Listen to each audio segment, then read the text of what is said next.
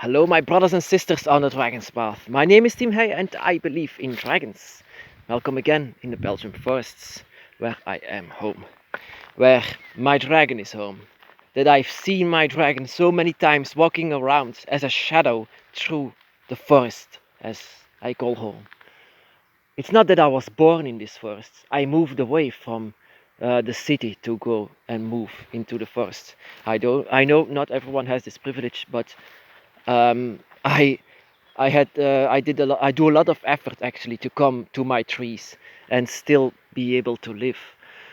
Um, but yeah, it's so much worth it. I see a lot of doom and gloom for the dragon and everything that has to do with the dragon's path. But in fact, it's a very satisfying spiritual path.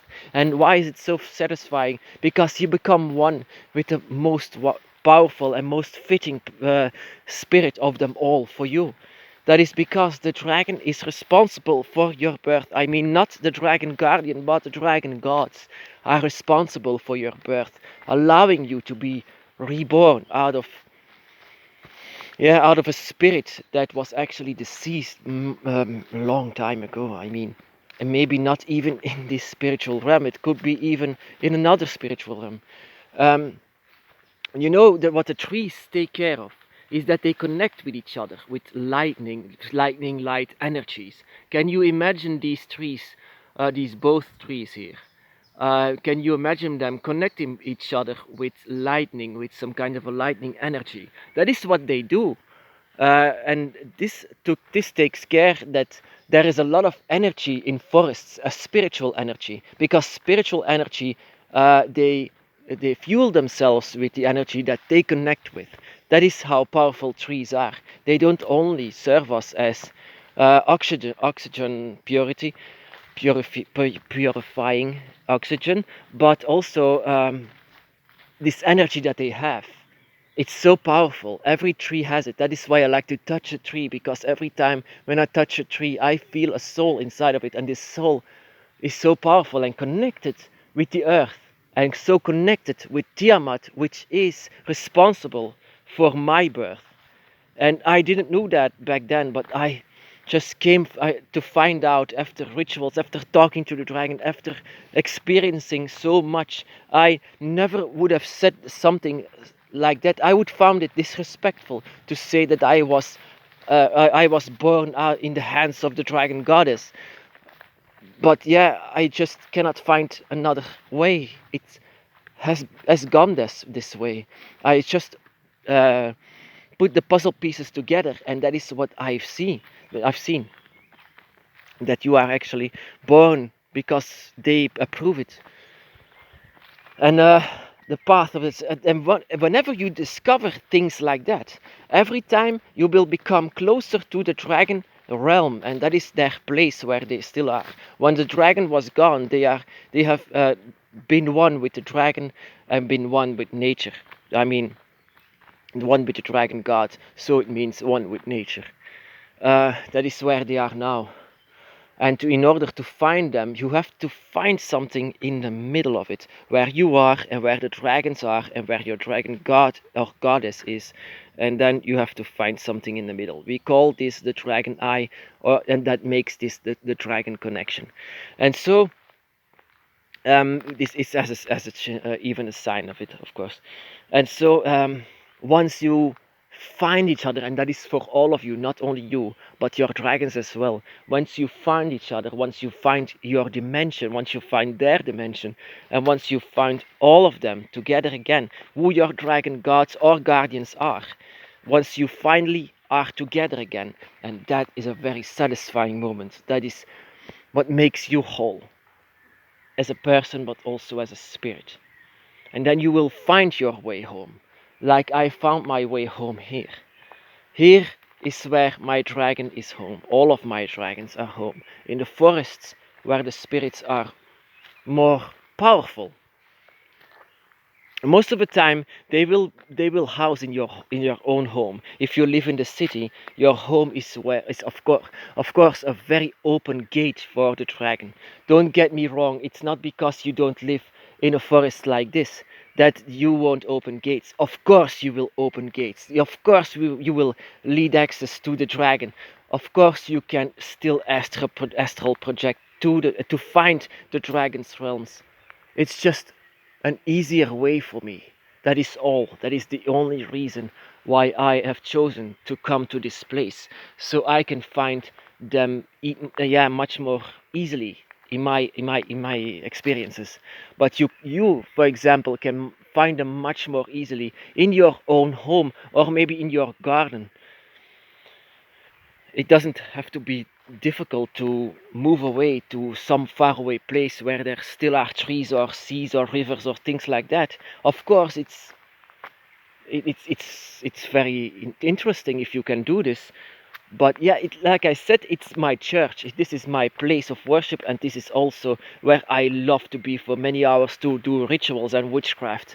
And I have to say, it's very easy in these forests. Certainly, if you are here for a while and you have discovered and learned the ways of the dragon. And yeah, but before this, I lived in the city, and my chamber where I used to have my altar was actually much more powerful than what I could feel here in this forest. It was much more powerful, even too powerful, because I opened too many gates, not only the dragons, but too many. The energy was so darn high, so high. I cannot even describe it. But yeah, I want to come back to this and say how satisfying it is to go on the dragon's path. Once I accepted the path of the dragon, it was a very tough decision for me, because this will eventually change your life. How will everyone think about this? I know how it sounds when you say I believe in dragons to someone that doesn't believe. I know how it sounds. So that is why I actually didn't want to accept it, because I thought of others. Because what will they say about me? Will they say that I'm crazy? Maybe I am. You see, it was all about them, what they would think, and it might not fit to their reality. It might not fit in their lives that you are like this. But it's not their path. That is just a thing. It was always um, repressed. It was always just forced that you are not accepting the dragon. And once you accept the dragon, then that is what I discovered it. Once you accept the dragon, you open for them the last gate. You give them energy. You accept the dragon. And once this happens, my brothers and sisters, then the awakening can begin.